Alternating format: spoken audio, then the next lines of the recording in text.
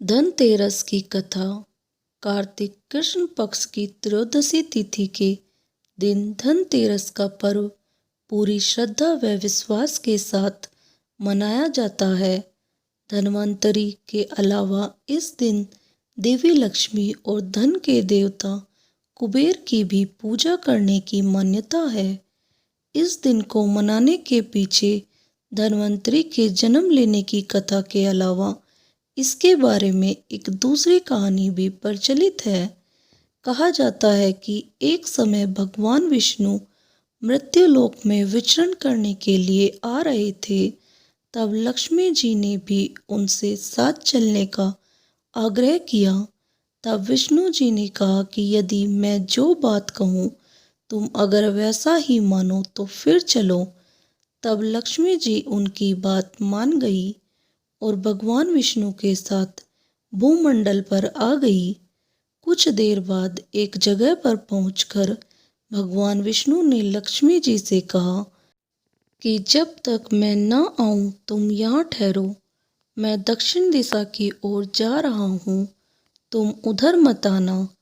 विष्णु जी के जाने पर लक्ष्मी के मन में कौतूहल जागा कि आखिर दक्षिण दिशा में ऐसा क्या रहस्य है जो मुझे मना किया गया है, और भगवान स्वयं चले गए। लक्ष्मी जी से रहा न गया और जैसे ही भगवान आगे बढ़े लक्ष्मी भी पीछे चल पड़ी। कुछ ही आगे जाने पर उन्हें सरसों का एक खेत दिखाई दिया जिसमें खूब फूल लगे थे। सरसों की शोभा देखकर वह मंत्रमुग्ध हो गई और फूल तोड़कर अपना श्रृंगार करने के बाद आगे बढ़ी। आगे जाने पर एक गन्ने के खेत से लक्ष्मी जी गन्ने तोड़कर रस चूसने लगी। उसी क्षण विष्णु जी आए और यह देख लक्ष्मी जी पर नाराज होकर उन्हें शाप दे दिया कि मैंने तुम्हें इधर आने को मना किया था पर तुम न मानी और किसान की चोरी का अपराध कर बैठी। अब तुम इस अपराध के जुर्म में इस किसान की 12 वर्ष तक सेवा करो। ऐसा कहकर भगवान उन्हें छोड़कर क्षीर सागर में चले गए। तब लक्ष्मी जी उस गरीब किसान के घर रहने लगी।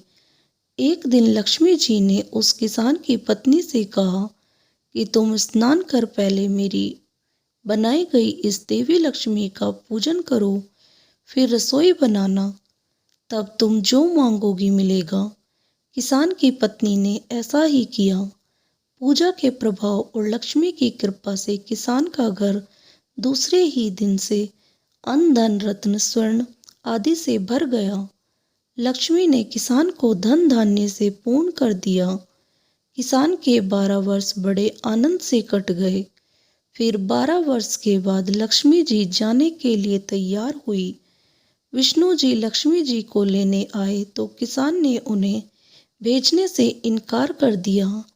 तब भगवान ने किसान से कहा कि इन्हें कौन जाने देता है, यह तो चंचला है, कहीं नहीं ठहरती।